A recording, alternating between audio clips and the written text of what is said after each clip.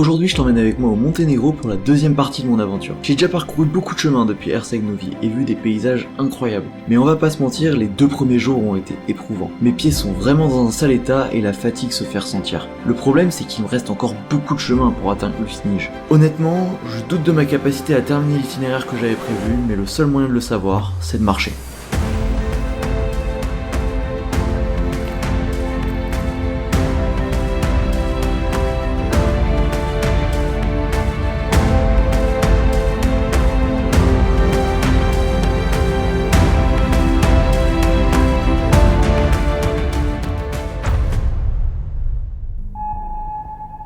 Je me trouve actuellement dans les montagnes près de Kotor. J'ai planté ma tente à côté du sentier, face à la vue. Là, j'ai 13 km à peu près que de la descente, 1200 mètres de descente pour arriver à Kotor.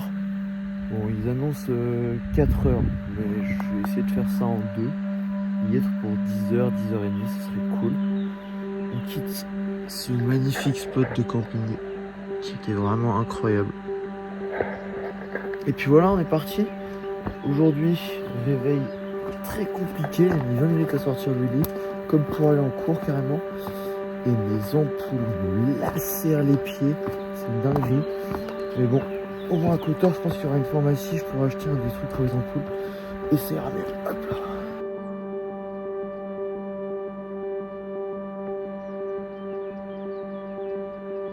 J'avais mal lu le GPS. En réalité, j'avais pas que de la descente pour rejoindre Kotor. La journée commence par beaucoup de montées. En plus, j'ai terminé toute mon eau avant de partir.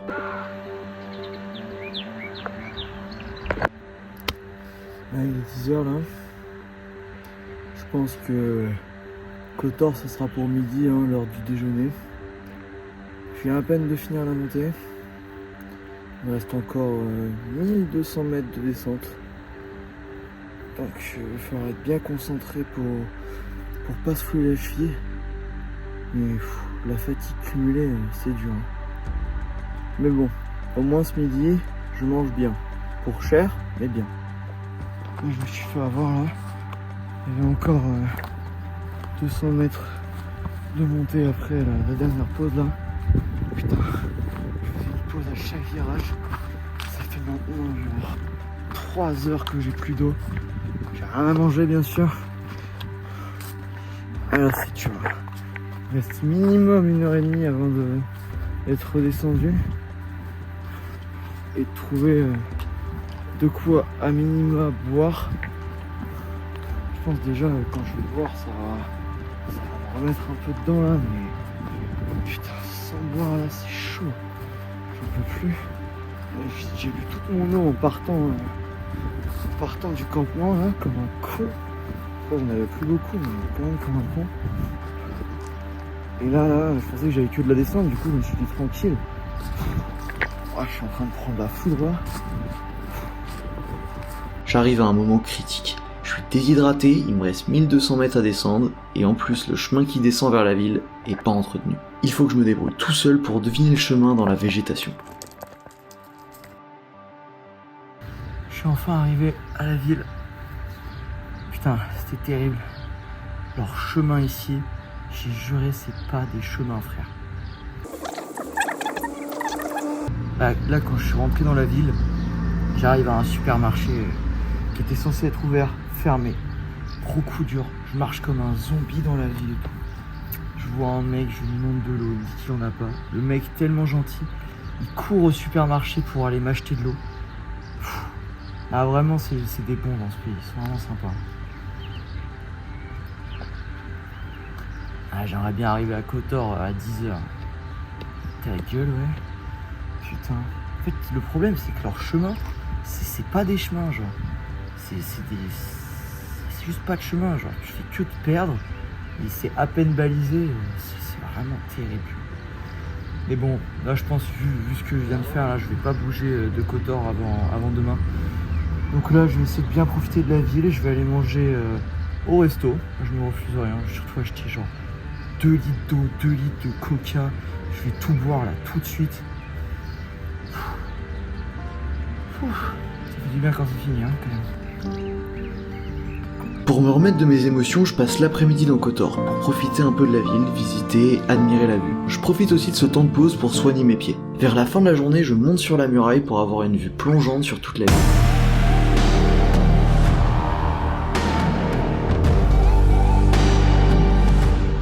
Je suis actuellement sur la muraille de Kotor. Franchement, c'était magnifique. J'ai payé 15 balles comme un pigeon. Mais franchement, les 15 balles les plus rentabilisées du voyage. Et pourtant, il y a les coca, hein, c'est pour dire. Bref, tout ça pour dire... petite mauvaise nouvelle, je pense que là, le projet traverser le Monténégro, vu ce qui s'est passé ce matin, est abandonné. Hein. Aujourd'hui, j'ai fait... dans ma progression, j'ai dû faire 15 km. À cause de la journée d'aujourd'hui, le timing commence à être vraiment tendu pour rejoindre Lusnij. En plus, j'ai regardé la météo, ils annoncent des orages pendant 3 jours. J'ai rien prévu contre la pluie, et pour rien arranger, mes pieds sont toujours dans un sale état. Avec tous ces paramètres, j'ai décidé de raccourcir mon voyage. Mon nouvel objectif est de rejoindre Stevni Stefan dans 1 jour et demi, en espérant éviter un maximum l'orage. J'étais pas mal dégoûté quand j'ai dû prendre la décision. On va pas se mentir, c'est quand même un échec. Après, j'ai fait beaucoup d'erreurs.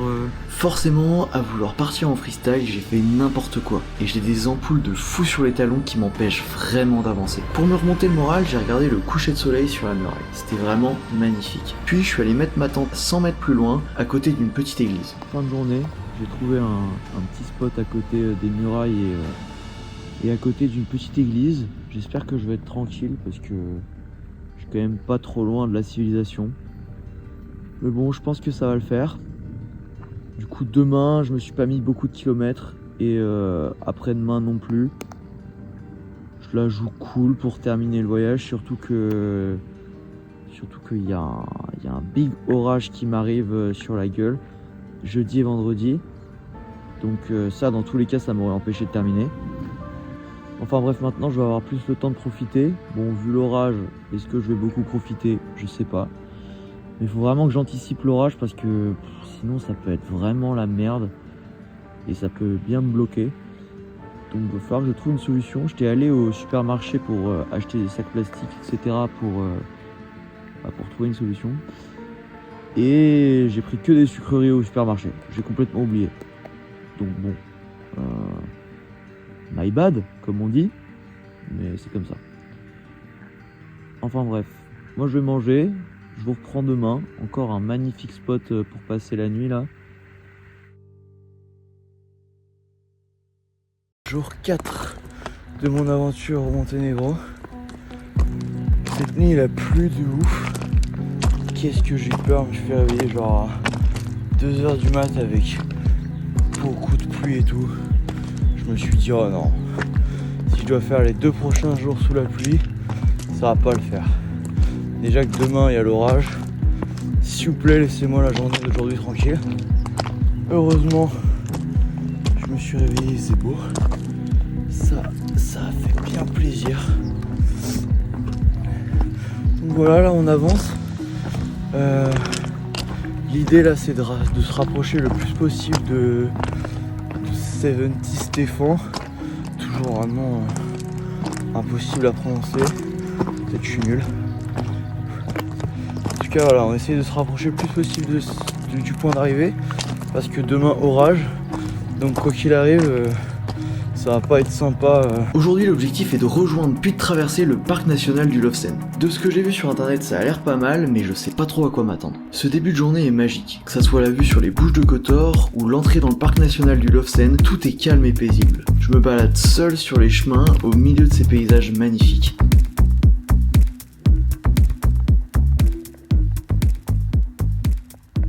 Maintenant 3 heures que je marche. Première heure magnifique vue sur la baie de Kotor. Une dernière fois avant de la quitter définitivement. Après j'ai fait une petite pause. Et là maintenant ça fait 2 heures que je marche dans le parc de Lofsen. Donc là on y est. Parc de Lofsen. C'est très beau, très sauvage. On se croirait, moi ça me fait vraiment penser aux Cévennes pour ceux qui connaissent. Vraiment des grandes forêts de pins. Enfin là-bas c'était comme ça, là il n'y a pas des pins, je passe pour un con. En tout cas aujourd'hui ça avance bien, c'est beau, les chemins sont bien faits. J'essaye quand même de speeder un peu parce que j'ai aucune envie de me prendre l'orage sur la gueule. Même si je vais devoir forcément me le prendre un peu, mais le moins possible ce sera le mieux. Donc on va voir tout ça. J'ai demandé de l'eau à une dame là, mais elle m'a expliqué gentiment qu'elle avait pas d'eau pour moi. J'aurais dit Bélec. Mais bref, je vais essayer de trouver une source d'eau. Apparemment il y en a une pas trop loin. Sinon je vais devoir revivre l'enfer de pas avoir d'eau. Et ça va être chiant. Finalement, 1 heure plus tard, je trouve de l'eau. Heureusement, parce que j'avais vraiment pas envie de revivre la même chose qu'hier. Je suis passé dans une espèce de petit parc d'aventure. Je pense que ça devait être un accrobranche pour les touristes l'été. Tout vide. Ambiance hyper bizarre. Et là-dedans, un petit restaurant à 7 € les carbonara. Je peux vous dire, je me suis régalé là. Bon, du coup, c'est dur de repartir. J'ai le ventre bien plein. Mais bon. Là, j'ai juste 15 km pour arriver au spot de camping. Il y a l'air d'avoir une belle vue là-bas. Ça annonce du soleil pour ce soir. Donc bon, j'espère y être avant le coucher du soleil, mais normalement c'est ok. Puis voilà, on va continuer à visiter le parc de Lofsen. Bon, qui a l'air beau, mais sans plus, je pense. Après avoir marché 2 heures dans le parc, je pensais avoir tout vu, et j'étais un peu déçu parce que c'était beau mais sans plus. Mais tout a changé quand je suis arrivé dans la partie plus sauvage et moins touristique du parc. C'est là que les paysages sont devenus vraiment incroyables.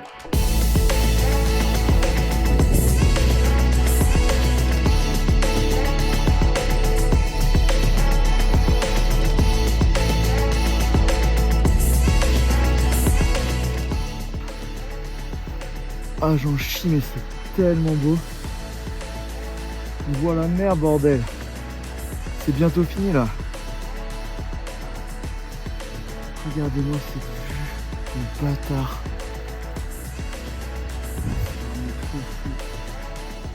Bon les gars,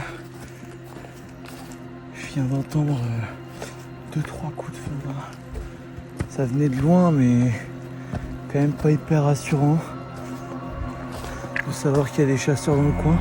J'avais déjà vu des panneaux, mais c'était beaucoup plus loin. Ouais, je sais pas si vous avez entendu. Mais c'est plus bas dans la montagne, dans la forêt pour moi. Mais bon, quand même rester vigilant. Je vous préviens, dès que je vois un mec, je crie. Voilà, parce que j'ai aucune envie de me faire tirer dessus par un putain de chasseur monténégrin. Ça c'est dit. Je sais pas si vous entendez, mais ça tire pas mal. C'est pas rassurant cette histoire. Vous avez entendu là? Encore? Le mec, ou bien il s'entraîne, ou bien il a tué tout le troupeau de biches là, c'est pas possible frère. J'ai finalement réussi à sortir de la forêt vivant et j'arrive maintenant face à un panorama dégagé sur la mer. Alors les gars, regardez le point de vue que je viens de trouver. Franchement, de temps en temps dans la vie, ça vaut le coup de se bouger le cul. Regardez-moi ça. C'est vraiment un point de vue unique. J'ai sur le sentier, il y a vraiment quasiment aucun passage, ça se voit. J'ai croisé un mec qui en revenait, c'est tout. En période touristique, ça doit être plus, mais regardez-moi ça, quoi.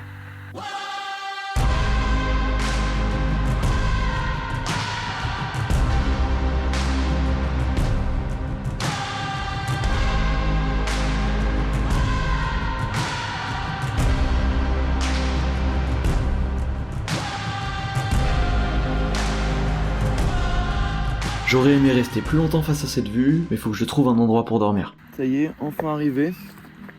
Là, je suis posé tranquille avec une vue correcte. Franchement correcte. Bon, j'essaierai de faire mieux la prochaine fois, mais voilà. Enfin bref, tout ça pour dire qu'aujourd'hui, j'ai été vraiment agréablement surpris. Bon, journée 25 km, mais je les ai sentis les 25 km quand même. À la fin, c'était long. le parc national de Lofsen. Là, c'est après tout ce qu'on a fait aujourd'hui, on l'a traversé quasiment en entier. Alors au début, c'était beau. Après, on est arrivé dans la partie hyper touristique avec du coup le mont et le mausolée du roi. Je vous mettrai le nom exact.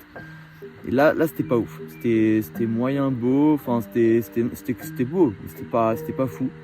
Et après, on est arrivé sur cette dernière partie où il y avait que des plaines qui descendaient à pic. On voyait un peu la mer au loin.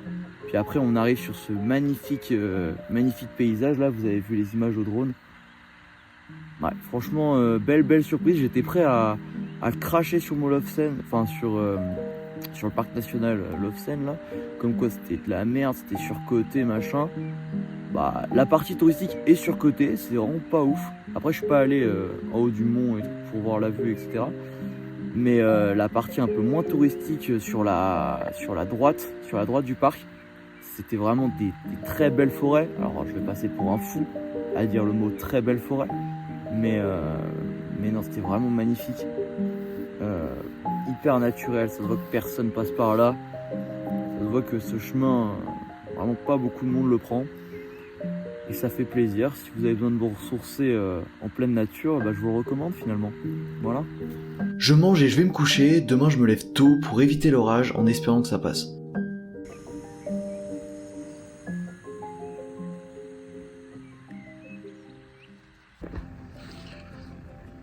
Bon les gars, 6h du mat là, la nuit a été courte, le vent a fait que tabasser ma tente, l'orage arrive à grands pas, il va falloir que je me dépêche pour pas me le prendre sur la gueule. J'ai pas la déterre, j'ai les pieds qui sont détruits, mais bon, c'est le dernier effort. 10 km, c'est tout ce qui reste, donc je vais me dépêcher et ça va le faire. Je viens de partir là. Ah, honnêtement, mes pieds me font tellement mal. C'est trop grave. Alors, je pense que j'aurais pu continuer sans l'orage. J'aurais pu continuer. Totalement, ça va.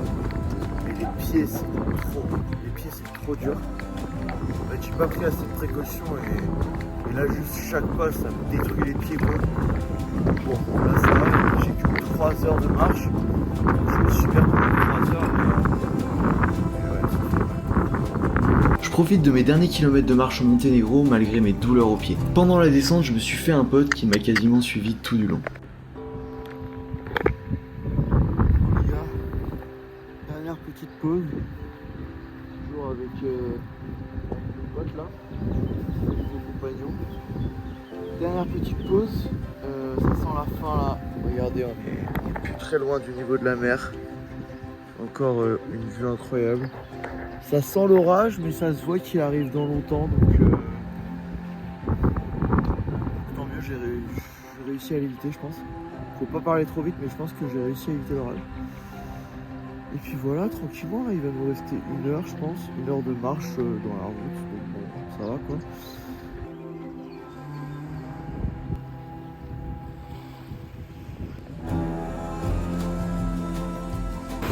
Ça y est, enfin, fin de l'aventure. Ça fait 4 jours et demi que je suis parti.